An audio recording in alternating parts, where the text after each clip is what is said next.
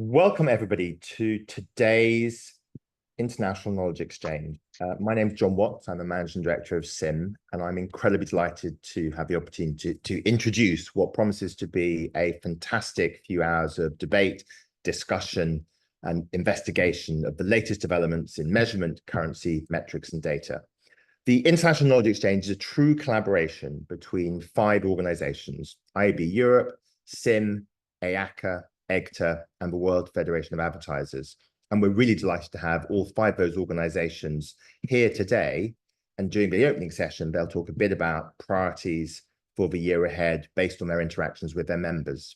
We have a fantastic schedule lined up for you today, an agenda filled with industry experts put together by the 5 contributing partners to this session. We'll kick off with a retail media session after we've heard about priorities. We're delighted to have Manant and Tom talking a bit about some of the buy-side challenges they see from their working experience. We'll then move into a truly international panel talking about the implications of a potential shift to an impressions-based marketplace in TV.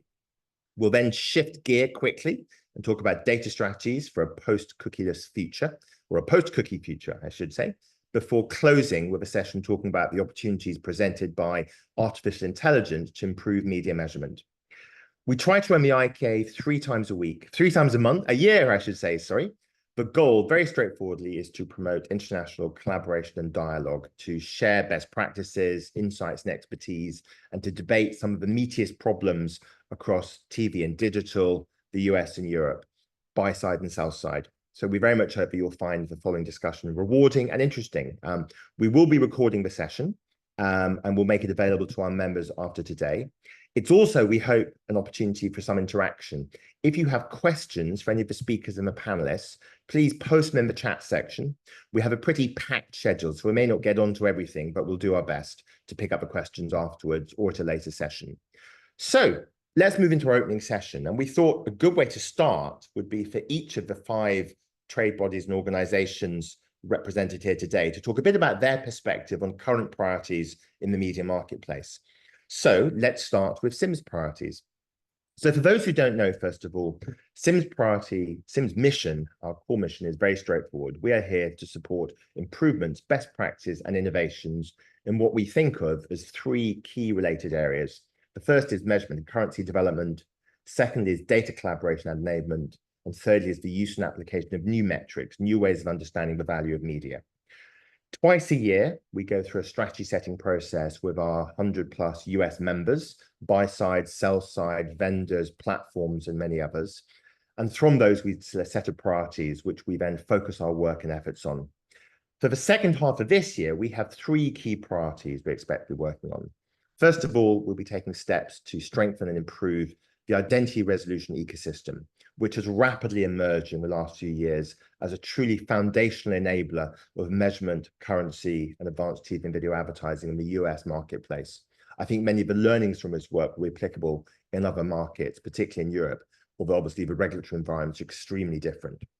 Secondly, we're doing a lot of work looking at improvements in measurement and planning across the CTV and streaming ecosystem. Obviously, this is a truly fast-growing part of the US marketplace, but it does present planning challenges given the fragmented ecosystem and some of the measurement and data challenges in the ecosystem. We want to see what can be done, and particularly to look at how the best data-driven agencies are transacting in this space. And then thirdly, there's a lot happening in the world of marketing effectiveness. I'm sure many people on this call are familiar with. We plan to spend time looking at the recent innovations and improvements, and particularly look at how marketer toolkits are evolving, and inevitably to look at the impact of AI and big data when it comes to attributing value and measuring outcomes. So those are the 3 things we'll be looking at during the second half of this year. I'm now going to hand over to, who am I handing over to? To the IAB Europe. Helen, over to you. Thank you so much, John. Pleasure to be here today representing IAB Europe. For those that may not be familiar with us, we are the European level association for the digital marketing and advertising ecosystem. And through our membership, which consists of national IBs and federations, media technology and marketing companies, our mission is to lead political representation and promote industry collaboration. So we strive to deliver frameworks, standards, and industry programs that enable businesses to thrive in the European markets. So as you can imagine, our focus areas are very diverse, which allow us to tackle and champion some of the latest challenges and innovations. So everything from policy and regulatory affairs to industry education and training and standards and guidelines. We've got several committees to help with this work that are made up by members. And our committees include most things from sustainability, retail media to policy and the TCF. So I've been given a couple of minutes today to share with you our 3 primary focus areas, which we're going to be looking at for the upcoming month. So I'll try and be quick. If I have missed anything, please don't hesitate to reach out to me. So firstly, our primary focus is, of course, on shaping a sustainable and responsible digital advertising ecosystem for the future. This initiative is driven by our recently released commitments and policy principles for the 2024 to 2029 EU legislative term. We released a paper, and this coincides with as the European Parliament and the College of Commissioners prepare to commence their new terms. We've outlined our vision and our core commitments in this paper, which has been made up from inputs from all of our members. So we're now going to start collaborating with these new policymakers and industry leaders and stakeholders to try and drive the change that's needed. We've got a series of events that are going to be planned in the later part of this year, which will coincide with the launch of our new policy podcast and blog. Our second area of focus, which is very, very timely for today's conversation, is preparing and supporting stakeholders for the post-third-party cookie era. Despite the change to the timeline, we're not being complacent. We've launched a new post-third-party cookie working group, which provides guidance and support as the industry navigates this significant transition. We've been organising alternative solution showcases where members can come along and present some of those different solutions. And we have an upcoming webinar in collaboration with the Competition and Markets Authority to help keep everyone informed and prepared. So events like this today are absolutely pivotal in sharing these latest developments and help to facilitate discussion with stakeholders. Our goal is to ensure that the transition away from third-party cookies is smooth and that the industry is hopefully well equipped to adapt to these new technologies and practices. And lastly, another very timely topic, which I see that was on the agenda later on, our focus on standardization in retail media is absolutely paramount. In 2024, at the very beginning of this year, we established a new retail media committee with a dedicated retailer council. And alongside organising lots of big events and publishing guides to drive awareness and insights into retail media practices and investment, our larger focus has been on developing standards, particularly in metrics and measurements. This is absolutely crucial for enabling retail media advertising in Europe to scale and professionalize. We recently released the European Retail Media Measurement Standards, and these standards provide a unified framework for measurement, ensuring consistency and reliability across the industry. Moving forward, we will continue to work on additional standards with our next update scheduled for September. I think that is it, and hopefully within 3 minutes. So we very much look forward to collaborating with all of the stakeholders and of course all of you to hopefully build a better digital landscape that benefits everyone. Thank you so much. And now I'm going to pass over to Anders at EGTA. Hello, everyone.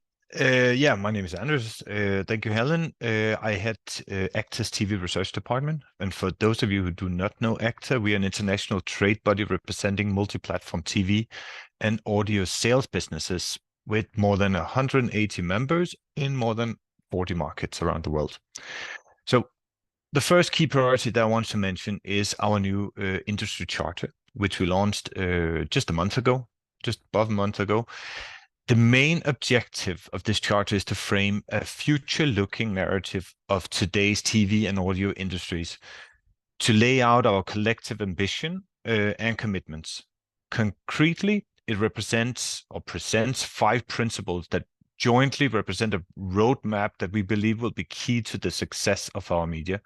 And these are, sorry, it's very brief, don't have a lot of time to go into details here, but these would be create quality experiences, improve measurement, optimize buying processes, improve impact and effectiveness of our media, and promote and participate in ESG activities.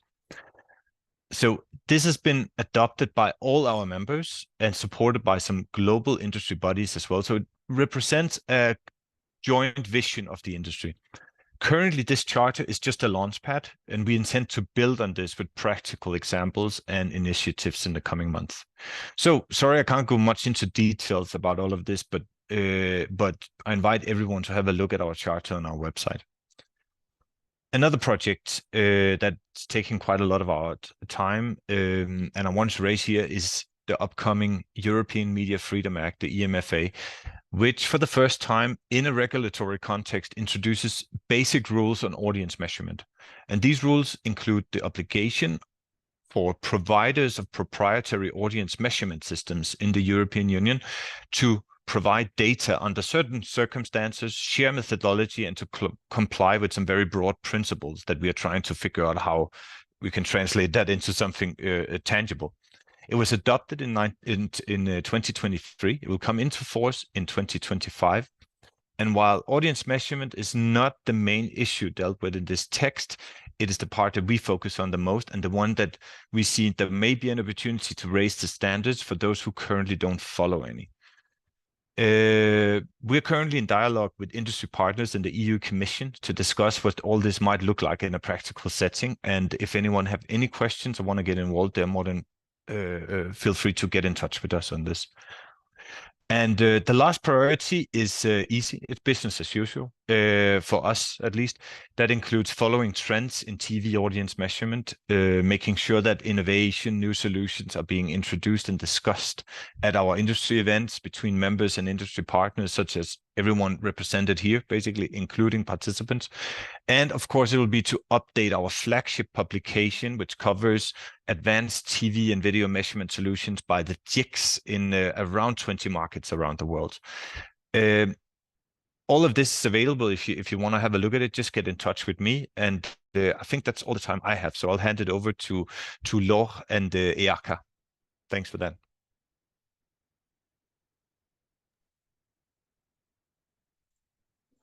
Hello, everyone. I'm Laure, and I'm in charge of membership and industry relations at EACA. So just to briefly introduce EACA, we are the voice of Europe's communication agencies and associations, and our members include corporate entities such as media, advertising, creative, and PR agencies, as well as national advertising associations, so from over 30 European countries. To focus more on the challenges faced by media agencies, one of our current priorities is media measurement. As you can guess, this topic is indeed actively discussed by our members who are deeply engaged in it. This involves establishing reliable and standardized metrics to assess the performance and impact of media campaigns. And our members are actively engaged in discussions on improving measurements to ensure accuracy, transparency, and accountability. Secondly, EI is another critical focus area for our members. We have recently launched an EI hub, a task force, to spearhead initiatives in this space. And our goal is to explore how EI can be leveraged to drive efficiency, creativity, and innovation within the communications industry.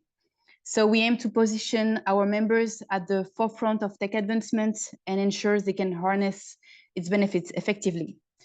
And lastly, measuring and promoting sustainability in media is a key concern for our members. As you can know, the industry prioritizes environmental and social responsibility. So we have a sustainability task force, and it supports the work done around sustainable media practices. This includes evaluating the carbon footprint of media activities, promoting sustainable advertising practices, etc. And by collaborating with industry stakeholders, we aim to drive meaningful progress towards a more sustainable media landscape. So that's a very brief overview of three main priorities, again, focused on media agencies in the EACA network. If you have any additional questions, please do not hesitate to reach out to me. And I think it's WFA turn. I wish you a great session. Hi everyone, my name is Matt Green. I'm Director for Global Media at the WFA. Bit about us, we represent 150 corporate members, give or take, and 60 national advertiser associations, which includes ISBA in the UK, A&A in the States, Union de Marque in France, and so on. A bunch of those guys, 60 or so of those guys with 3 or 4 letter acronyms, are delighted to see so much commonality across the priorities for all our organizations. Isn't that fantastic? It was hard to choose 3. Here are mine. These reflect the areas I work on predominantly. There are others that we might feature on here, but I thought these might be the most useful for this audience. So I'm going to start with the Halo Cross Media Measurement Program, which is a program that we've been working on for some years to productionize a concept for cross-media measurement, a new concept. So from an open source framework, that is indeed being built in 2 markets under the ISBA or Origin brand, and in the States under the ANA or Aquila brand.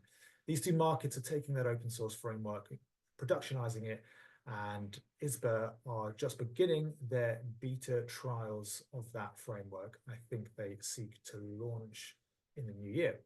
So that's pretty exciting. Number 2, we've put collaborating on more responsible approaches to digital media. We have a program at work called the Global Alliance for Responsible Media, which has made great progress with the establishment of a brand safety floor and a brand suitability framework. A powerful collaborative initiative. The collaboration has been extended to the development of a media CO2 emissions framework. So continuing on the themes I've seen on previous slides, sustainability and responsibility writ large is a big focus for us, for sure. Thirdly, we are working on supporting more effective client and agency relationships. We believe it's critical to put in place more trusted relationships, and we feel that the 3 C's will be critical, essential to shoring up those relationships. What are those 3 C's?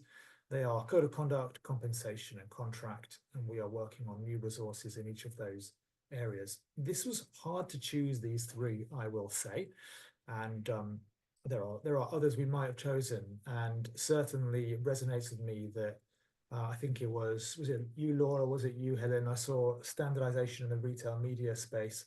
That is absolutely a sort of 3rd or 4th order priority for us, which might have featured on this slide.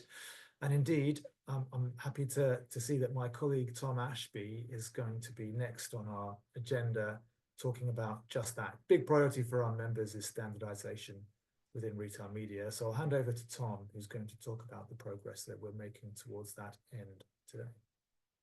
Over to you, Tom. Thank you, Matt, and hi, everybody. We've got some slides to share with everyone on retail media that are being presented by me and one of our members at Coty as well. This is what we're going to share with you over the next 15 minutes. An introduction to who's presenting with you, some facts and figures about retail media and exactly what we are talking about as we go through our work stream. And then Manon will be discussing more around why advertisers use retail media, and we'll discuss some of the challenges that are coming through, some of which are inevitable with a big new media, with a big new work stream, and others we believe the industry can help more to address these. So about me, I am Tom Ashby. I am the global lead for media services, working closely with Matt and WFA. Matt's already introduced who we are, but here's the picture in logo form. We have over 150 of the world's biggest brands and more than 60 national advertiser associations worldwide. Together, we are a peer-to-peer network of the world's best marketers, offering a unique source of expertise, inspiration, and leadership. And I'm really pleased to say that we have one of our lead members within retail media joining us today. Manon, over to you. Thank you so much, Tom. Hello, everyone. My name is Manat Maheshwari, and I lead retail media globally at Coty. I've been here for about 2.5 years, building the retail media expertise within the organization and working across our network of offices globally in order to make sure that we're making the right partnerships and buys as far as retail media is concerned. Happy to take you through our vision of retail media today and also talk you through some of the advantages, some of the challenges, and how together as an ecosystem we can come together to address these. So a bit about Coty. We were founded in 1904, and today we've grown to be a global beauty conglomerate with over 50 iconic fragrance, makeup, and skincare brands that we manufacture and market, some of which you have on your screen right now, and quite certainly also probably in your collection at home. So let's jump directly into what is retail media. Now, there is no definition of retail media out there, or rather, there are many definitions of retail media out there. What we've done as an organization is taken the initiative to define what retail media is in order to give clarity. So our definition of retail media says retail media is basically any digital media that has been purchased from a retailer's media network or affiliate media network that redirects back to the retailer and targets using retailer data. All of this, anything that satisfies these three conditions is retail media. And therefore, within our definition, we have channels like programmatic display, both on and off retailer websites, search, of course, paid search. This is how the retail media format itself was born. And increasingly, we also see some social formats emerging, which we will also speak about shortly. But any digital media that satisfies the three criteria that you see on your screen is classified as retail media as far as Coty is concerned and managed as such. Thanks, man. I'll just say there are many definitions across the industry, some of which can be very close to each other, but this is the definition that we'll be talking about today. So what is the fuss all about? Well, retail media is probably the fastest growing major media channel globally today, with spend forecasted to surpass 150 billion, I'm told, in 2024. It just seems like yesterday that we were celebrating the 100 billion mark, and now we're already speaking about 150. So over half of WFM members have identified as a top 3 priority, managing retail media better. And retail media already constitutes about 16% of global media spend today, with a fast growth rate of 14%, 15%. It's phenomenal growth rates indeed.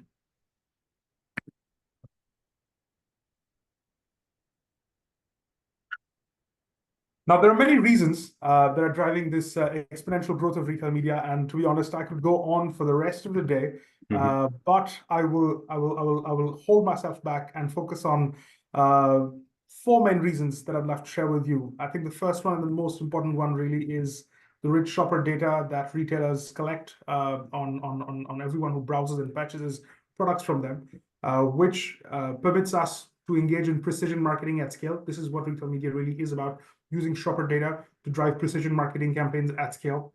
Then there is the other attractive advantage, which is closed loop measurement that permits us to track sales in real time. It permits us to optimize campaigns and the go-to-market strategy in real time, because we're able to see the impact on sales, which is obviously the final objective here. There is obviously the targeting at point of scale. Retail media tactics tend to be mid to lower funnel. So we are targeting shoppers who are primed, almost ready to purchase, and also showing ads very often close to the point of sale, so on the retailer's e-commerce websites, which means that this really has high conversion value for sure. And finally, there's the brand safety side of things. Now, any retail media that's on site is obviously natively brand safe. E-commerce websites tend to focus on whatever their niche is, or in the case of Amazon, on everything, but anything that's on site is natively brand safe. And overall, we've seen a big movement towards also rendering off-site retail media brand safe, but there's obviously some distance to cover here in order to make sure that everything that we're buying via retailers' media networks is brand safe, whether that's on-site or off-site. Thanks, Manuel. And as Manuel mentioned, this is a growing media channel, so therefore it's not without its challenges for our members. What we've done this year is we've brought these together by way of a task force chaired by Sarah Diageo and Nicola at Coty, and the subject matter experts, so Manuel, as you're hearing from, and Roger at Diageo.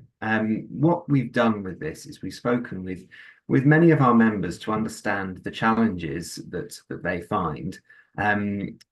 And what we found very interesting is these challenges are not unique to market or media owner, but rather they are extremely common. So hence endemic and can be fixed with cooperation. I flagged 16 of them here. I won't go through these in turn, but rather I will highlight the ones in bright red, which are linked to insufficient transparency that we see in the industry, even including transparency when including sales data, not accountable to same standards above the line spend, etc., etc. So this becomes our North Star. Anything that helps improve transparency in the industry will help to get to allow our members to make the most of what the media channel has to offer.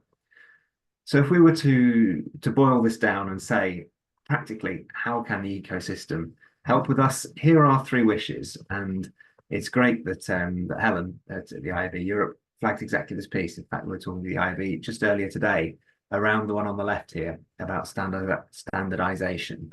Why is this important? It's because the systems for retail media are in many cases black boxes. Our members put money in and sales and data comes out of that. But without knowing what assumptions and what models go into this, the results that come through can be mistrusted. And frankly, if you're a brand side on this and you're spending millions without having that information, well, frankly, it's your job to know what goes into these black boxes. This is doubly important because the data that comes out often goes into members' own tools, own dashboards, powers further planning, further analysis, and helping everyone to not just repeat the cycle, but to make it better with each time. And this all leads into upskilling across the industry more generally. Retail media sits in this bridge between media, between e-commerce, between sales. It makes it mandatory for media teams to understand commerce, and it also makes it mandatory for commerce, for sales team to understand how media can help shape the narrative of a brand in the consumer's mind. So there needs to be this openness and transparency that everyone understands what everyone else knows here and can generally upskill to make the most of this media channel. Emmanuel, I want to hand back to you at the end here for an illustration of what happens when you get right. Certainly. So while we work on addressing the challenges, which is of course really important, it's extremely important to also highlight that the ecosystem is innovating and that retail media is also developing at breakneck speed. We spoke about paid search. We on the retailer's website we spoke about programmatic display offsite. But what's also exploding right now is the linkage of social media. Now, the nucleus of retail media, the shopper data, and its democratization means that we can now go beyond walled gardens that retail media networks have built. And for example, that we see on the screen, deliver targeted ads at scale across social media platforms and redirect traffic to product detail pages, to dedicated landing pages on retailer websites that are, of course, optimized for conversion. So this is really, a marriage of the rich shopper data that retailers have, creatives that are customized and have been optimized over a decade and a half, 2 decades, to capture attention while people are browsing social media networks, and of course the targeting opportunities that social media networks offer on top of the rich shopper data. It's really the best of all worlds. And while this is of course exploding, at the same time, we have Amazon that's talking about developing in-TV shopping ads. I think someone on the chat mentioned about the acquisition of Vizio connected TV by Walmart. There's just so much interesting stuff happening. It's really important that we get together to address the challenges and make sure that the growing pains are taken care of before retail media just pretty much gets all over the place and integrated with the overall media ecosystem more and more. That's it from my side. Thank you very much. Thank you, Manuel, and thank you, everyone. John, it's over to you now. Wonderful. Thank you so much, Tom and Manant, for that fascinating session. That was deeply, deeply insightful and interesting. I certainly was scribbling notes furiously while the 2 of you spoke. I'm now really delighted to welcome 3 fantastic executives to a timely panel discussion exploring the prospects for and implications of a potential shift to an impressions-based TV market, a topic that I know is of enormous interest on both sides of the Atlantic. So I'd like to welcome Laurent, Vicky, and Bill to join me on our virtual stage. Hello. Wonderful. Welcome to the three of you. So let's dive straight in, as we only have around 20 minutes for this discussion, a discussion I suspect could easily take several hours, and I'm sure we'll do at a future session. Let's just start by doing the obvious. Why are we talking about a potential transition to an impression-based? What is we should be thinking about? What makes you? Vicky, why don't you tell us a bit about your role and give us your sense of why it's important at this point in time? Vicky. Thank you. Hi, Vicky Fox, Chief Planning Officer, Omnicom Media Group UK. My role is to help all 4 agencies in the UK across the Omnicom network to make the best use of data, set up ourselves up for success, the right plans, build the right products. So for me in particular, it's really important that we understand what data is coming out for television and video viewing, because we sort of are moving to being slightly interchangeable between TV, AV and video, which is a big part of this question, I think. It's important because I think we're seeing some multiple worlds colliding. Broadcasters in the UK are definitely becoming streaming first.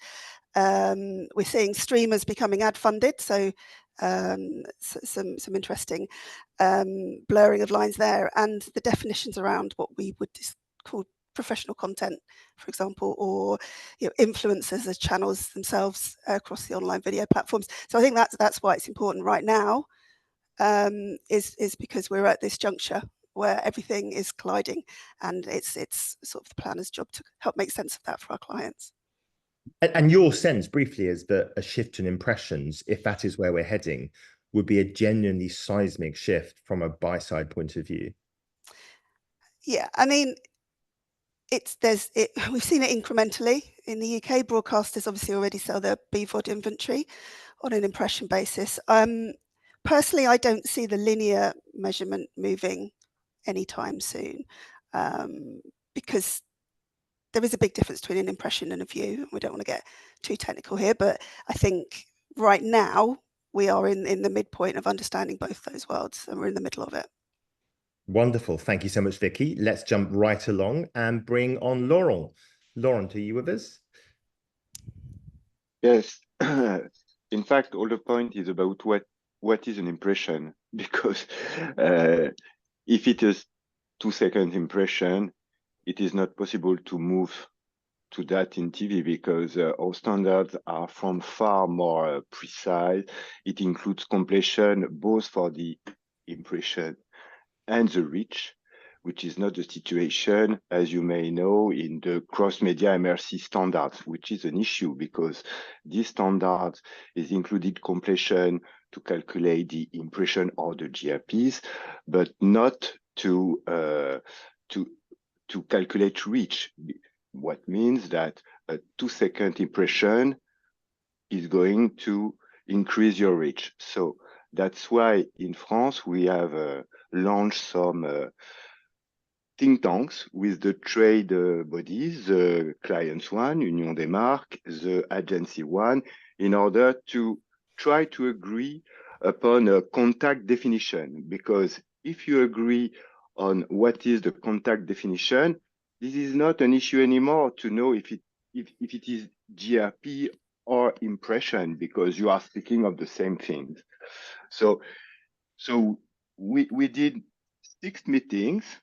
It ended last week, last week. And now we are going to set that in a decision mode handled by our GIC Médiamétrie. But I think maybe you will ask me later that we will have at least 2 standards. And Laurent, briefly, what's driven this activity? Why has it become such an important topic in the French market? Because there's a lot of work underway, as you say. It is very important because, as it was said previously, our inventories are more and more digital, and both clients and us, we need to be able to accumulate these inventories, to deduplicate them, and to provide dashboards, including all our inventories. This is very important for us in order to optimize our stocks, but it is also very important for clients because they need to have a picture of their global cross-media footprint, let's say. So that's the reason why. And I think that we are converging currently. We will see, because Médiamétrie, which is our GIC, will set up a new decisional committee in September, just in order to set up the standards. So we did all this preliminary work in the think tanks, and now with Médiamétrie, we are going to set up the standard, and I guess we will have two standards. One, we will be compatible with Origin, because as we have understood, there won't be a single standard in Origin, because some of the members, such as Snapchat, Meta, etc., they will remain on the 2-second standards. Right. So we will probably push TV data with a 2-second standard in Origin. And beside that, we are building another cross-video system, which will include broadcasters, BVOD, SVOD, and who will agree the standard will be able to come into this tool. So in our mind, we will have an allocation tool with big data, but not too precise, two standards data, in order that everybody can be compared on the same level, and for major planning and trading on a more limited perimeter, such as TV, SVOD, BVOD, and maybe others, precise data as, let's say, precise as our GRP standard in France. It's a lot of work from the sound of it. Yes, it was, but I think that we are going to an end.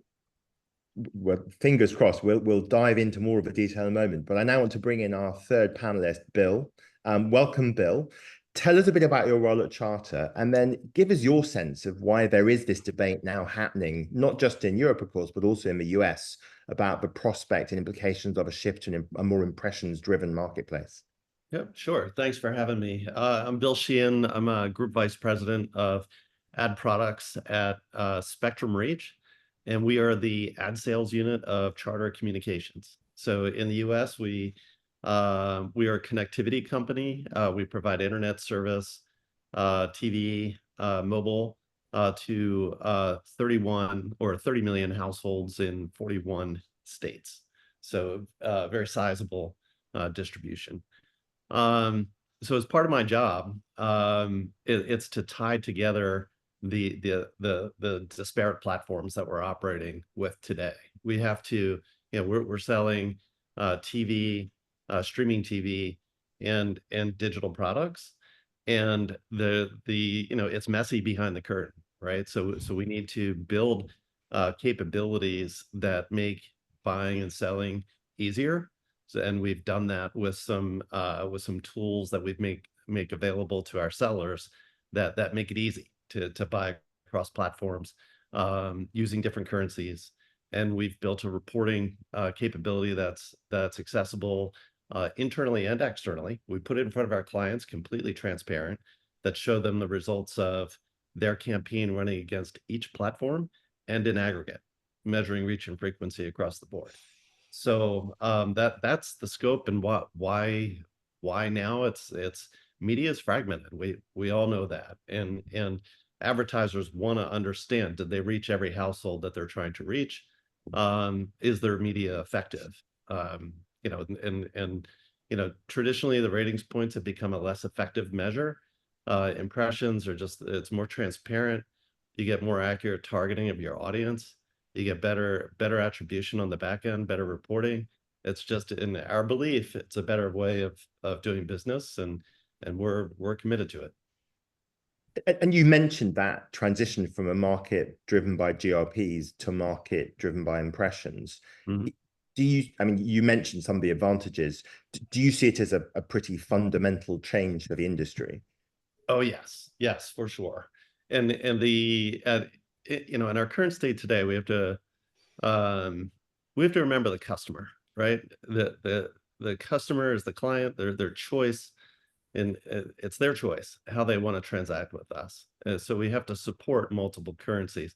Makes my job a whole lot harder, right? So it would be simple if it were just one. It was, but that's not the case. So we need to be configurable with our systems, and it's it's a bigger challenge, but it's what we have to do given the current state. About half of the viewing in the US is in streaming TV, half is still broadcast cable. You can't leave one behind, right? So that takes us very neatly onto our next question, which I just thought would be worth touching upon briefly. Obviously, TV has never been a stable marketplace. Throughout its 100-year history or so, it's consistently changed from black and white to color, from analog to digital, from linear to VOD, and now we have a streaming transformation underway. My question, I guess, to the panel is, given the circumstances of your particular market, are you envisaging an all streaming, all impressions marketplace? Or actually is variety going to be more complex, that we're going to be dealing with a hybrid marketplace, one in which we have traditional broadcast channels, we have cable services still delivered in very much the traditional way, plus a growing streaming segment, which may well be the largest segment in every market, but it won't be the entire market. Vicky, why don't you kick us off? Are you actively planning for an all streaming world in foreseeable future? Or do you think that's actually some time away? I think that's some time away. I think we're off that. The linear still serves a huge audience in the UK. So I think we're going to have to get our heads around a blended measurement for quite some time. Yeah, it's like a tapestry that we weave all of the different sources together. It's partly audience driven, but it's partly how people like to consume content, because sometimes we want to watch whatever we want, where we want, when we want to. And then there's other times, as we saw at the weekend in the UK, we all come together and watch pretty much the same show. I mean, the BBC example, but the Saturday night's Euros was 13.6 million, which is 70% of share on TV, which is enormous. But that's TV. So they also streamed 8.9 million streams over that time. So huge streaming numbers for iPlayer, but still dwarfed by those linear numbers. So there are moments where people do gather together. It's a cultural thing, as well as then, as well as an age thing. That but those I suppose those mass broadcast channels could theoretically be delivered via streams. Of course, they could, but they weren't. Right. They weren't. So the choice is there for most people. The choice is there, but the habit is not quite ingrained yet. I think younger audiences may go to stream on devices, but you can see it's very entrenched behaviour to turn on a linear feed still for a lot of people in the UK.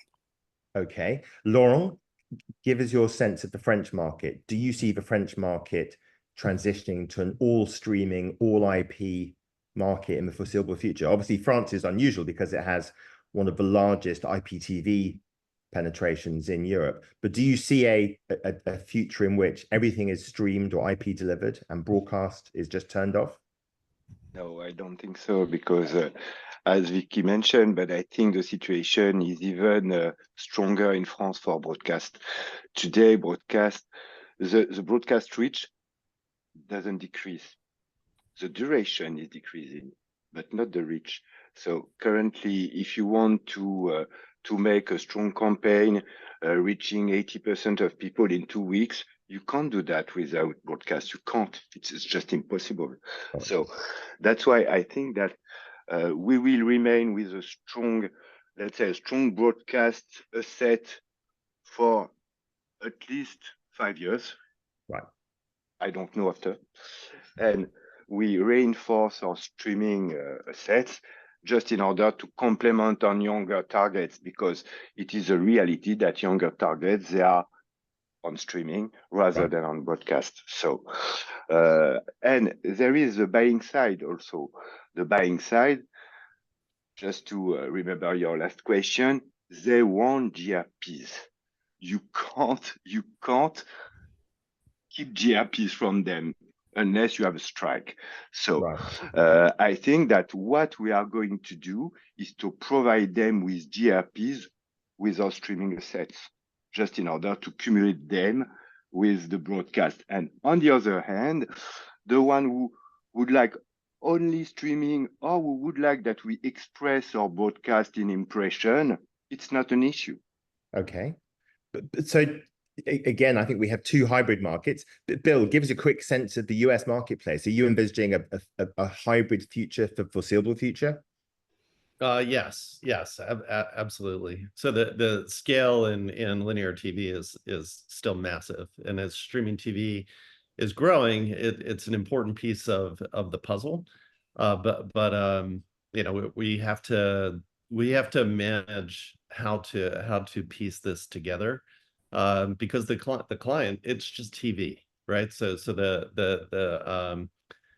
the client wants to reach the viewers who are watching the show, no matter how they're watching the show, and you know, like I said earlier, it's a challenge of ours that we need to piece together disparate solutions and make them seem from a selling and fulfillment and a billing perspective as if it's one. So you know, go ahead. Sorry. I didn't want to interrupt, but I would like to mention that since the beginning of the year, we already sell some package with broadcast and streaming expressed in GRPs. So it's already on air, let's say. Look, I want to come back to that in a moment, but that is my next question really, is what does, you know, the dramatic growth of impressions-based ad units mean for measurement and currency for trading? Obviously, it could potentially represent a fundamentally different way of planning and buying television. But Bill, why don't you kick us off, and then we'll talk to Vicky, and then hear Laurent's thoughts about the French market. But Bill, what does it really mean for a big ads business like Charter? Well, for Charter, and note that I work in the local ad sales division. So this is our share of advertising that we get from the total. And we have found that we can shift to an impressions-based currency and linear in the local space. Not seamlessly, but more easily than the national side, where systems are rooted in ratings and so on, and it will take time. Right. So think of, yeah, go ahead. And just what is it about the local market that's made it a more straightforward transition in some respects? I think it's there's a technical piece to it where from our perspective, when we're adopting the impressions-based transformation, which is what we call it, you have to execute 5 things. You have to be able to plan, pace, optimize, report, and bill. And that there are all significant bodies of work that need to be taken on and executed against. So we have been able to set up our structure in order to support the impressions-based transformation, but it takes the entire ecosystem to make those same investments, so right. that the tools on all sides are kind of singing to the same tune. So Vicky, give us your take from a UK perspective. Obviously, for your clients, shifting from buying GRPs and audiences and share to an impressions-based marketplace presumably puts a lot of pressure on traditional planning and buying methodologies, systems, processes, the 5 things that Bill mentioned. Yeah, that would dramatically have to change. But for clients as well, they're probably historically modelled and measured on an older currency, if that was the case, and there's a lot of our clients who find that TV or AV is one of the hardest working channels on the plan. So you cannot destabilize, you know, historic modelling. That would have to be moved very carefully, and to understand, you know, how each of those moves impact the business fundamentally. Because and is that work are you actively engaged in that work planning now? We've had to, because of course every time, you know, a Netflix or a Prime comes online with an ad model, that's something that move is something that we consider, and we have to like build in you know, the test and learns to make sure that we are delivering against some fundamentals of reach and maximizing reach and frequency control. Audience is crucial in that. But what the other thing that I just flagged, a panel gives you, the bar panel in the UK, I can, for example, see every single spot that I bought in the UK and every single spot that competitors bought, and what channels they used and how many people it reached and what was their strategy. You know, it's super granular, you know, in the panel sense, and that helps you build a plan. So, and also it helps the broadcasters with commissioning. So the panel, the TV viewing panel, will probably not go away because it has to serve other purposes. But I think we need to retain some of that understanding of audiences in order to craft kind of the best plans. And that is one of the big issues, isn't it? It's that in a traditional GRP audience-based buying world, you are very much buying audiences, you're buying demos. In the impressions marketplace, you may still be buying demos, but it's a somewhat different methodology, isn't it? Very different, yeah. Laurent, does a shift to an impressions-based market mean a shift to a programmatic TV market? Not necessarily. I think that part of the market will be programmatic, but not the overall market. I don't think so, not in a short term, because we have still some important buyings which are really made spot per spot in order to choose the context of insertion. So this will be difficult to programmatize. But we are preparing because what that means, programmatic, what does it mean? Does it mean real-time bidding? I think no, not in a short term.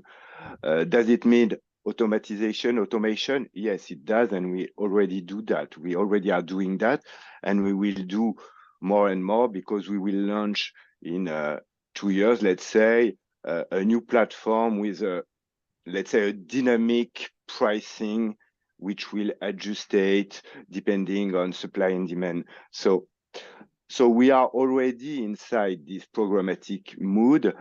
The question is, until where do we go this way? Because there are some constraints, right, with the materials, the copies, the commercials, that we must have an approval. So it is difficult to be. Well, you've understood. Sorry. I'm going to race on as we're down to our final 3 minutes, and I want to see if we can get through 2 more questions. Bill, a question for you. One of the anxieties we often hear about an impressions-based marketplace is an anxiety that content will somehow be commodified, that impressions will be equivalent, that somehow the premium nature of some content will be lost in the mix, and we'll just have a sort of endless sea of undifferentiated impressions. Do we need to think carefully about how we add quality signals to impressions-based markets? We certainly do, yes, and that's part of our push for transparency, measurement, to ensure that it's that it's brand appropriate for our advertisers. And from a commoditization standpoint, I don't think that's the case. So we've got 30 million households where we have first-party relationships with those households, and we're able to, because of that first-party relationship, use that data in a privacy-compliant way to add more value to the impressions. So when you're able to target your audience better, you're able to get better reporting, better attribution, and performance statistics on the back end. Rather than commoditizing it elevates the value to attach that kind of insight to it.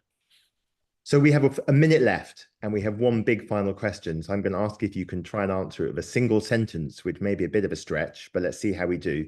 If there's one thing you would like to see buyers and sellers in your market do to support a successful transition to deal with the growth of impressions, what one thing would you like to see the buyers and sellers collaborating to do together to make sure that this shift is a successful one for all parties?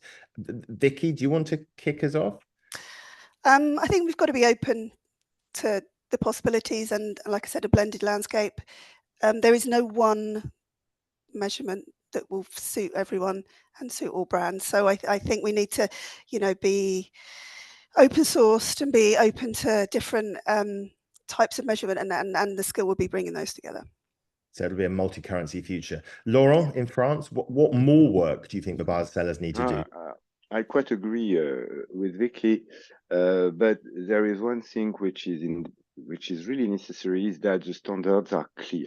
Whatever the figures, you must know what is the standards for this impression, because unless you will have a mix with completed impression with 2 seconds one without one safety and so on and so on. So this is really a crucial issue, and I'm not sure that anybody in the world have the strength to force Meta, Snapchat, Google to provide that. That'll be a debate I'm sure we'll be continuing to explore. But Bill, a final word from you. What work would you like to see happening in the US market? I'd like to see the configurability that I spoke of to support multiple currencies. So and from a systems perspective, what are the what's the promise that you've made to the client, and how are we fulfilling that promise from the planning perspective all the way through to reporting and attribution? Laurent, Vicky, Bill, thank you for an fascinating discussion. I think we will definitely be returning to this. It's going to be an interesting few years, to say the very least, but thank you for sharing your insights with us.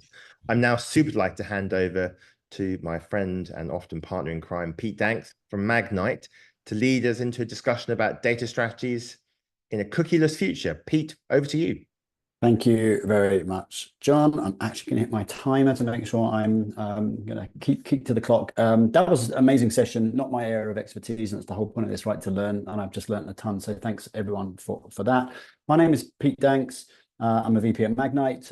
That's a sell-side platform. For those of you who don't know what we do, but I'm actually wearing a different hat today. I also lead a working group with the IAB, and we tackle the joyous subject of the deprecation of the third-party cookie, which sounds a bit dry, but actually it's not, because it's just driving a ton of innovation in ad tech, and makes it really, really fun, because we get to learn a lot about what's going to be next in ad tech in terms of all the things that the cookie does to some degree or other, and we'll unpack some of that, or maybe it doesn't do, but also future technology to keep the open internet alive. And that's a really important thing that we all get right for our media publishers, for our buyers. So we've got a great panel cross section. I can see two lit up. Maria, I can't see you lit up. By all means, hit the green button. There we go. I think she might be coming as well. We don't have a ton of time, so I'm just going to let you meet some of the innovators that I've been talking about. These are the people that are driving new standards and new technology post third-party cookie. On my kind of view, I'm going to ask Irene, then Maria, then Phil to say a quick hello. Tell us who you work for and what you do, and then we'll get into the meat of the session. Irene. Thank you. My name is Irene Rahman. I am the Chief Data and Technology Officer for Wavemaker. Maria, you're on mute, just so you know. You're not anymore. Hello, everyone, and hello from Berlin, where it is quite loud today on the streets. I'm leading retail media and first-party advertising at Kleinanzeigen, one of the biggest German websites with over 35 million users per month, and super excited to be here today. Thank you for the invite, Pete. Finally, I'll say hello. So, hi, I'm Phil. I head up marketing science globally within Group M Nexus, with a community of 200 analysts and marketing scientists who use advanced measurement, advanced optimization to power our proprietary media solutions. Thank you all. So as we promised our audience, a bunch of innovators, we're going to dig into it is a really important topic. So the first thing that we're going to have is a little moment of clarity and honesty in terms of asking our panel where they and their peers and their company are on this journey, because it's a complex journey, it impacts all of us in different ways. And there's a lot of folks out there that probably don't feel ready, but I think it's good to hear from absolute experts that maybe still aren't completely ready as well. So simple question, I guess. Are you prepared? If so, great. Then we can end the panel there. But if there's still work to be done, love to hear kind of what that is. And I'll start with you, Phil. Just tell me where you are on this journey, and if there's things left to do, what those things might be. Yeah, so of course we've got to be humble. Like there's always going to be things to do. We can't sit on our hands, I suppose, with the ever-changing environment, both around cookieless and then the broader privacy regulation. But really, with the fact that it's been long-standing, we've had deprecation of cookies within Safari since 2017. It's really been at the forefront in terms of what my team, broader Group M, are doing around this challenge to sort out and really make better in a lot of ways, because cookies didn't always work for measurement, for optimization. And we've got to be aware there's no magic bullets in terms of what we're trying to do, but within Group M, we've built a variety of technological elements. I'm thinking things like our direct partnership with Google around Privacy Sandbox, Resolve from an identity perspective, which is one thing I'll explore further, and then methodological solutions as well around custom algorithms fed with a variety of different data sets to account for the loss of cookies, geographic lift testing, and those kind of regression-based approaches. And then really, and this goes into Irene's kind of territory, combining that with client consulting, maturity-based data strategies, which I'm sure Irene will be able to point to in terms of her kind of introduction. Well, let's toss the ball in that direction. Irene, how ready are you and your team and your peers? Give us some how ready I am. I was born ready. That was just ridiculous fun. But to be honest, I have to chime in with what Phil's saying, that there is so much readiness that sits with us in the sense that agency or the partners that our clients work with. It's a very much a dual responsibility of readiness, in the sense that we can have various different new innovative way of tracking, but the story of cookie is not just something that only agencies utilize. It actually impacts client and is dependent on a lot on the client technologies as well, and clients' ways of working, in the sense of their usage of data and their data strategies that they have. And one of the key things that we notice when we're working closely with clients in this space is the lack of understanding and the importance of what cookie does. The easiest analogy is sugar, in the sense that it was promoted as, it's good for your health back in the days. And I'm gonna call out to show my age. I've seen adverts where sugar is recommended as it's good for you, and we very soon realize it never has been good for us. Actually, we're just addicted to it, and now we can't get out of it. And cookie is one of those things that it was never a long-term healthy solution in the first place, but everybody got really addicted to it, and we are the one to blame too. It was just an easy answer to a complex problem. But now I think there's a very good reset for all of us, especially on the client side as well, in the sense that we are talking about data more strategy first instead of the tactical how we're going to execute it. Got it. Thank you. I like the sugar analogy. I think I guess when you, Phil, mentioned clients, particularly mostly focused on the buy side. So Maria, I'd love to hear sort of the other side of ad tech. A huge publisher. Tell me where you and your colleagues are on this journey. I really liked the article that we discussed just before preparing for this panel, published by DigiDay, that the closer we come to the day that there are no cookies anymore, the sooner it's going, the less we are feeling prepared. Not sure what the sound is. The less we are feeling prepared. For us as a big publisher, but also a big advertiser, we are really on the point that we must be prepared. Otherwise, we are risking quite a lot to lose our position. But for us, what has been working so far is testing. So we were trying to test different partnerships, data partnerships. We were trying to test new technologies, data clean rooms. So whatever it is there, we were testing there to make sure we are feeling more prepared, and we also can give this transparency and advice to our advertisers as a publisher. Because that's the key for us in this change, not just only be prepared ourselves, but also being a driver for the industry. Yeah, thank you. And you did reference that article. It's interesting. The IAB have done a bit of analysis as well. There is perhaps a sentiment that as we get closer to the sharp end of this, we're all getting a little more nervous whether we are actually prepared and whether our plans are going to work. And that's natural, I think, as we get to the final act of this, or we at least approach a milestone or two next year. So we've touched on a couple of solutions, but I want to actually dive into some solutions. I think, you know, in essence, there's a major problem over here and there's a bunch of solutions over here, and it's maybe not one size fits all. So want to kind of ask each of you to almost pick your favorite. Like, doesn't have to be the winning solution, but what's the one you're either leaning into or most enjoying learning about? I'll start back with you again, Phil. Tell me your favorite post third-party cookie solution du jour. That would be really interesting to hear. Yeah, of course, it's a really interesting one. I mean, the closest to my heart, I think, is in terms of the custom algorithm element that I've mentioned, which has really been utilized, scaled by our global teams in the way that we're doing it, utilizing, first of all, first-party data sets from DSP, analytics, CRM, combining those with third-party data. And I've mentioned attention being core to that. There's user trends, contextual insight, and then really utilizing those combinations of data to drive algorithms that really get past what cookies didn't do in the past and really look at some of those uncertainties that cookies gave us. And there's one key example that we've worked on recently from an FMCG perspective where we actually tested a custom algorithm utilizing contextual data versus our conventional audience targeting approaches. And it was deemed, based on that test, to have driven 31% increase in engagement within the confines of that test, like, say, European FMCG client, based on those contextual features. And that was layered into our standard AI-based optimization tool, Copilot, which we've been utilizing since 2015.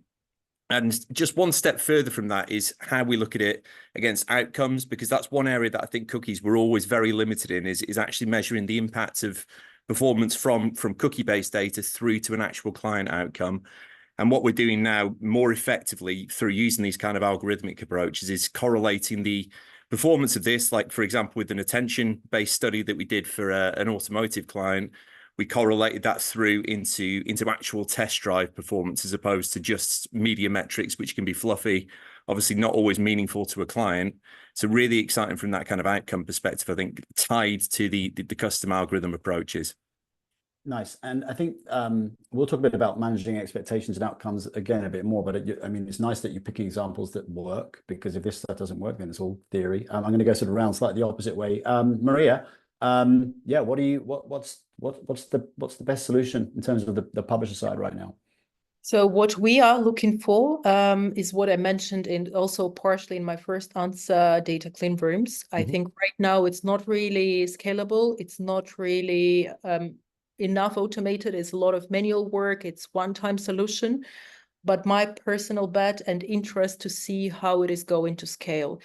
The second one is everything around DMP and data segments. So what we see as a publisher, that our advertisers are still looking for basic targeting options like keyword targeting or geo-targeting. And for me, it is really interesting and also quite exciting to see how data segmentation part is going to be used for targeting further, and if it is going to scale to the level where it should be, where we know we could develop better performance, better ROIs for our advertisers, and hopefully they will get more interest in that.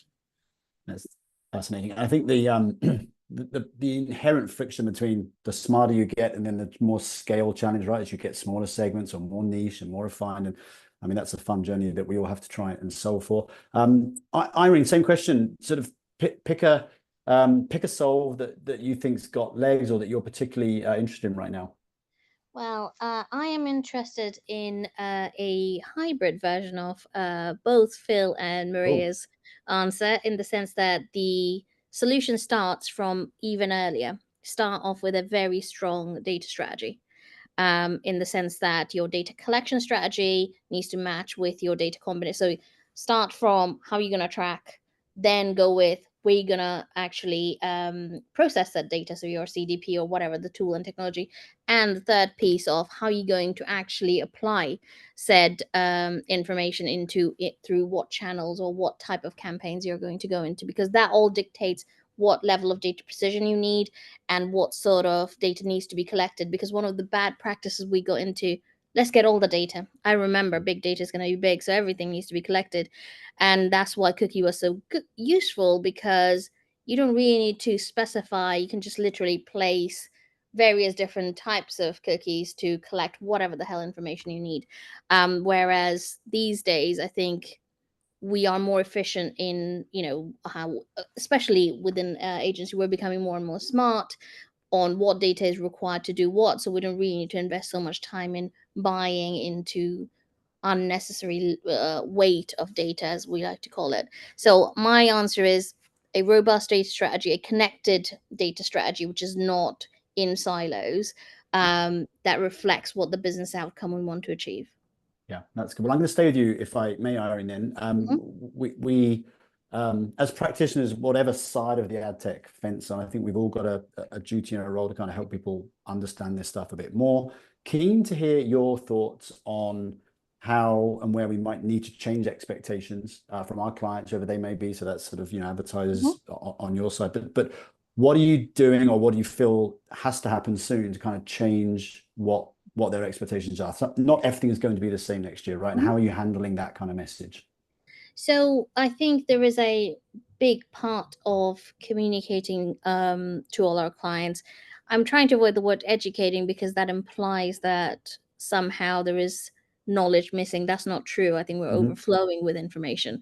It's just getting the right message across to the right audience, in the sense that a very recent conversation I had with a gaming client that we have, in the sense that I think it would be wrong if I didn't say it out loud. There was an AI conversation. How do we get onto the AI race, for example? I mean, it starts from a very early position of what data do you have to train? And that kind of brings us to what data have they collected? It's all ties in. And one of the things we had to explain that, we don't have to see data collection or the source of data the traditional method or the traditional ways that we used to see in databases. We can actually now, instead of looking at ID level, we can actually now look at the data more geo level, which kind of bypasses our requirement for tracking behavior in the way that we used to. And something that Phil, I'm sure, will touch upon on the resolve part, which kind of solved a lot of our headache when it comes to a lot of those data privacy issues through federated learning. So there are so many new solutions that are in place. The biggest challenge of explaining that to the clients is the minute we start with it's a new solution, the expectation is the result will be something very futuristic and new, right? It's going to be flying cars. And we're just going, no, it's still normal cars. It's just the way we used to build it is different. The process is different. So it's the misalignment between the solutions we have, which are new, but we are saying that we could do the same level of performance in execution that we used to do.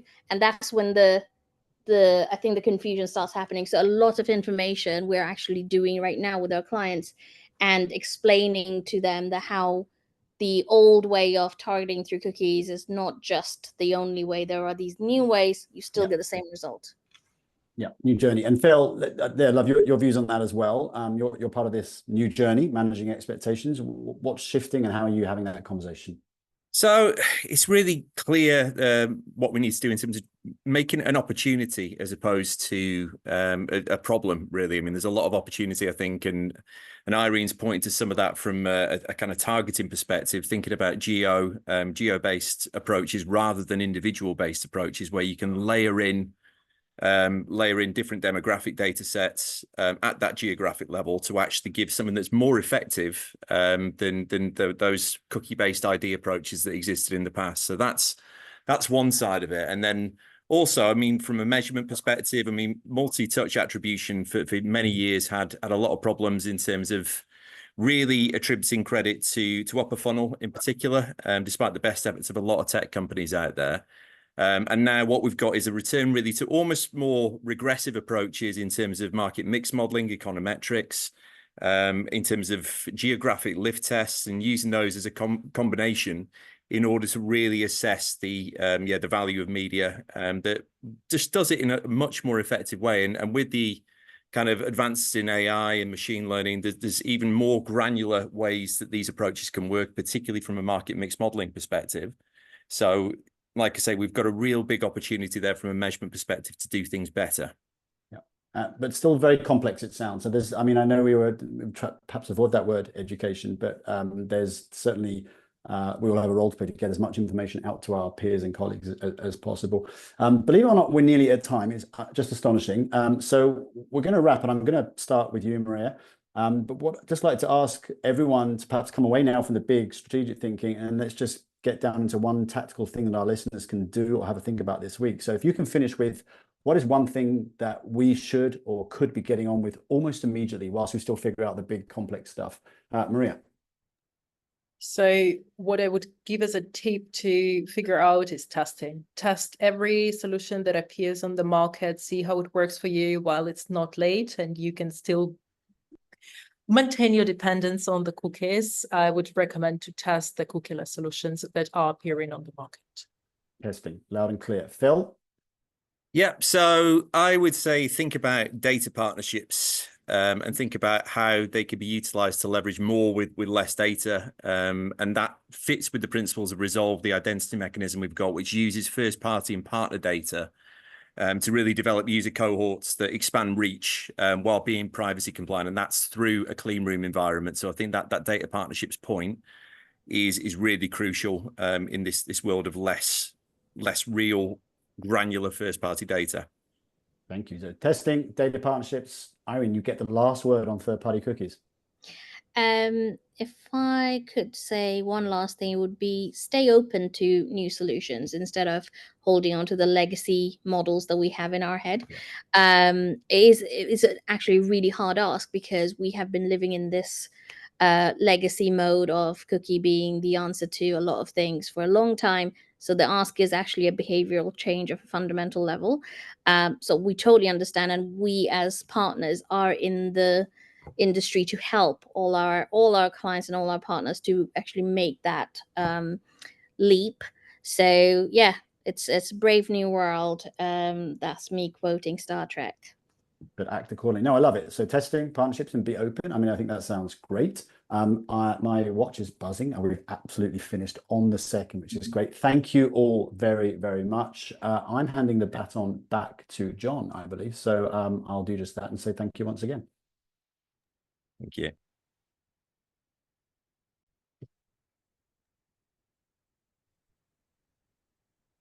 Maybe I'm not. Maybe I'm handing to you, Tom.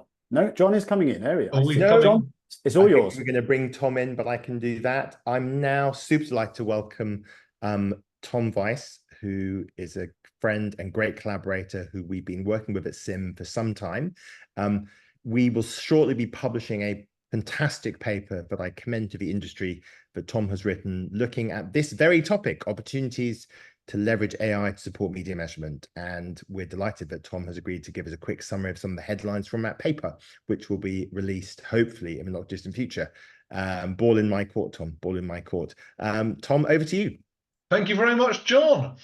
Looking forward to it. So apologies to anyone who's seen these slides before, because I have delivered them once in the US, but I'm going to try and talk differently about them. So the main thing, really, so the project I've been doing with SIM, I've spoken to probably 20 or 30 different people in the industry about how AI is being used, how it's going to be being used. And really what we're trying to do is give some practical advice about what you can actually be doing. Yeah. So the first question I would always ask is, what do we mean by AI? Yeah. And AI is a massive collection of different areas. Yeah. Some of them are very old. Yeah. So for example, I think we've got some stuff up on the left-hand side here, clustering, nearest neighbor analysis, linear regression. Those are all AI-based models. Yeah. Funny enough, neural networks are pretty old as well. But then, on the bottom right, we've got these generative models, which is, of course, what's getting everyone so excited, and why I've got much prettier slides than I might normally have, because you can now ask AI to try and generate these things. So we're looking to cover all of these different areas, and really, what's the application of that to media measurement? Okay, so the first thing I would really say is that AI is already actually very widespread in our industry. Talking to people, I think most firms are using AI a lot.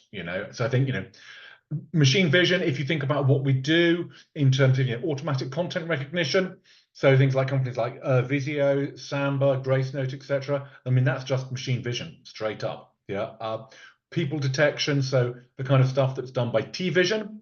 Yeah, you know, other companies like that. There's a lot of machine vision applications in audience measurement, which have really been around for a very long time. Yeah, anomaly detection. I think most people who are creating data now, one of the primary uses of AI is to see if something's gone wrong. You know, if you get a massive spike in the data, is that because it was a Super Bowl yesterday, or is that because something else has happened? Yeah, that's made a mistake. So again, that's another very common use case. Yeah, deduplication. Anyone who's tried to combine together data sets from different areas knows that you have to deduplicate. You know, if you've got some smart TV data and you've got some set-top box data, yeah, sometimes you actually have a set-top box and smart TV data in the same place. You have to work out which is which. You have to deduplicate. Yeah. So there are all these different areas, filling gaps in the data. Again, sometimes if data's missing, you're going to have to fill it in. Currency is currency. You can't get away without reporting. Yeah. And anyone who's doing attribution is pretty much creating synthetic control groups. So, you know, this is a lot of area that's already being used. Yeah. But what I did find talking to people is that there are 4 distinct areas that I think are really going to be quite transformational for the measurement industry. And I'm going to give you a brief view of them today, and you'll get a lot more detail of them when the report comes out. So the first one really is metadata creation. You know, we don't know what we're measuring unless we know what it is. You know, if there was a comment earlier about there was some football match apparently in the UK earlier in the week that lots of people watched. I'm not particularly a sports fan myself, I'm afraid. But if you say that a certain number of people tuned into a particular network at a certain time of day on Sunday, that doesn't really tell you very much. But if you can say that the football game was on, that's great. Yeah. Now that might be fairly easy when it comes to football games, but when it comes to working out exactly which creative individuals saw, that's a lot harder. And I'm certain that we're going to see an explosion in the amount of creative that there is with generative IA optimization. So I think the problem of how do we actually categorize and describe the ads that people see is going to become a lot harder. And really, I think the solution here is going to be AI. So we've got deep learning to extract data from video, combine it with a large language model, and say, well, hey, this is this ad for Pepsi. We haven't seen it before, so we're going to call it this. Yeah, we're already seeing some companies starting to do this. I think this is going to be a very big area in the next 1 to 2 years. I think we've had I don't know what it's been like in Europe, but in the US we've had a lot of initiatives around. Can we have common ad IDs and ad identifiers and ad databases? I think to a certain extent this will change the goalposts a little bit in regard to that, because if you've got millions of more creative variants being made by AI, and actually AI can track what they are on the fly and match them together, do you need some centralized repository or not? Controversial maybe, but I think this is an area where AI is going to disrupt the industry. Okay. The next question is the next one is more granular reporting. Yeah.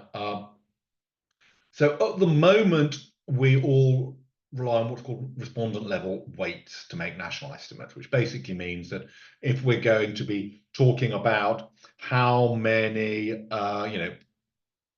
Black women in Kansas have been watching this show, we really want to have a Black woman in Kansas who's watched the show for us to be able to talk about it. Yeah. There's a new model, there's a new approach called multi-level regression with post-stratification, which is basically applying AI to making national projections, which I think is interesting. It got a lot of profile in the UK, actually, over the last few months in the predictions to the general election in the UK. I suspect we'll hear a lot more about it in the US with the predictions coming up for the elections there. I don't know how many, I think, France has already had their elections. I don't know how many other elections there are coming up in Europe, but it's a method that gives you a lot more granularity. And if you've got, for example, a panel of 5,000 people, yeah, on your TV viewing panel, it lets you get a lot more granular than you've ever been able to do historically. Yeah. So I think this I'm estimating 1 to 3 years. And it's already being used in political science. For it to move over to measurement, I think is going to be fairly straightforward, fairly rapid. The downside is there aren't that many people know how to do it.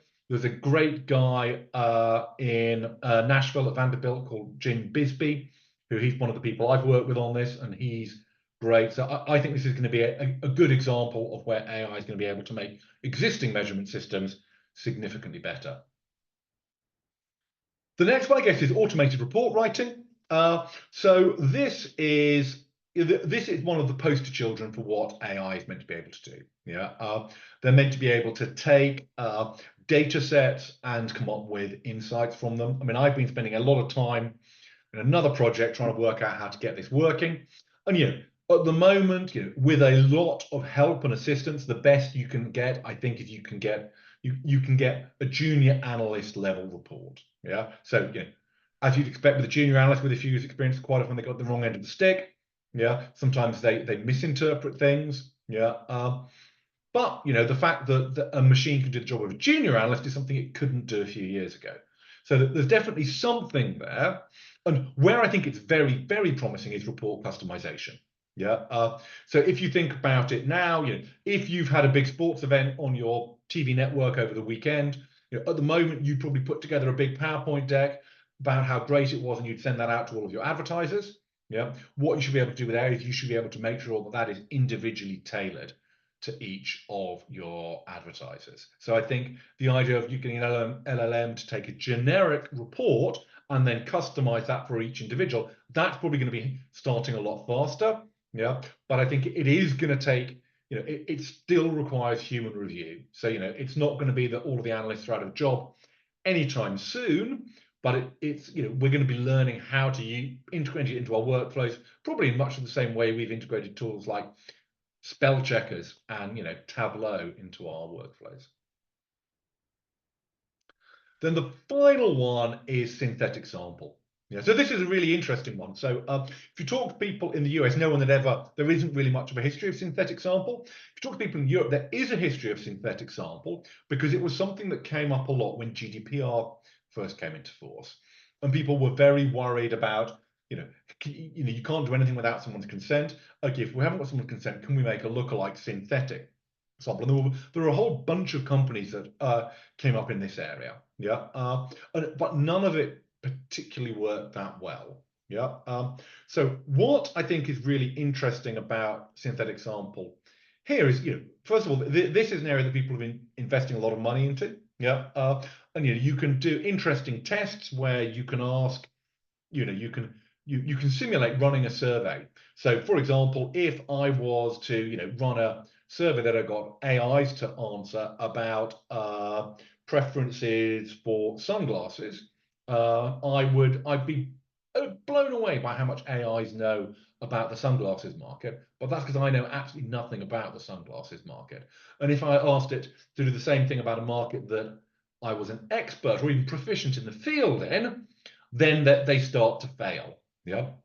But I do think the kind of things that you could imagine an AI could work well on, if you've got AIs that understand the makeup of the country. Yeah, they understand, you've got partial viewing data. Let's say you're feeding in panel data to the AI about what's been happening on an ongoing basis. You've been feeding in, some bits of viewing data, yeah, from some streaming services. You can imagine that actually it would be pretty easy to get an AI to start creating a synthetic sample at a national level, covering the entire universe, that was probably pretty accurate based on just training it on that sample. So, I think this, obviously once you've got that, your whole data matching model changes. So I think, this has the opportunity to be really, really revolutionary for how we do media measurement. And I think, subsequently, it's, I put a much longer timeline on that. We might have some things within 3 years, but it's much more likely to be the 10-year horizon. And I'm surprised we haven't yet seen the first startup in this space, trying to work on it. Perhaps they are working on it, but they're in stealth mode, waiting to come out. So those are the 4 areas we've been looking at. I mean, thanks very much to everyone, all the people I've been able to consult with and talk to about this. Obviously all of the good ideas come from someone else, and the bad ideas come from me. And the full report's going to be published shortly, as John says. And the kind of stuff, what we're covering is AI 101, what are the building blocks of AI? What are the best fit applications in media measurement for it? Yeah. And then, how we can use it.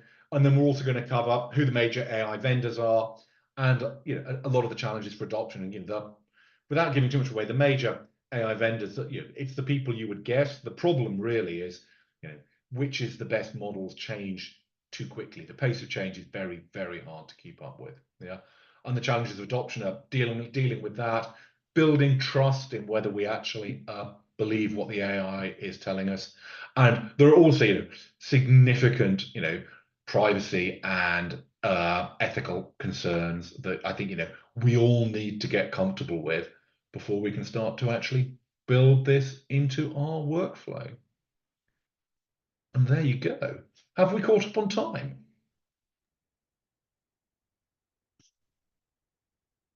Tom, thank you so much for whizzing us through the highlights of that paper. We're really excited to publish this in the near future and to release it to the industry. I hope it's the beginning of some really important discussions and work as we look to capitalize upon those opportunities.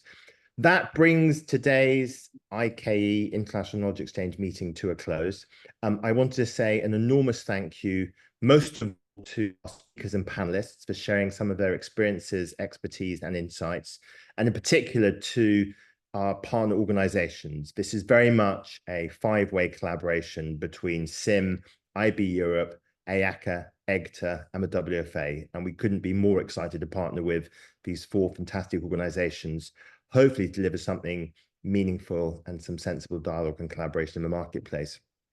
We are planning to run another International Knowledge Exchange event later this year, and we would love to hear your thoughts and proposals, your ideas for topics, themes, and issues that we should look to focus on and explore. We also have ambitions to grow this forum at some point in the future. It's been a discussion amongst the partner organizations, and we're hoping to make some decisions and have a think about what would be useful for the industry going forwards. But there's clearly an appetite to bring together the US and Europe, the buyers and sellers, the TV and digital industries and others to support meaningful collaboration around measurement, currency, metrics, and data. So massive thank you to our partner organizations, to our speakers, and a huge thank you to my friend and colleague Marzena for being the glue that has made everything work well and function successfully.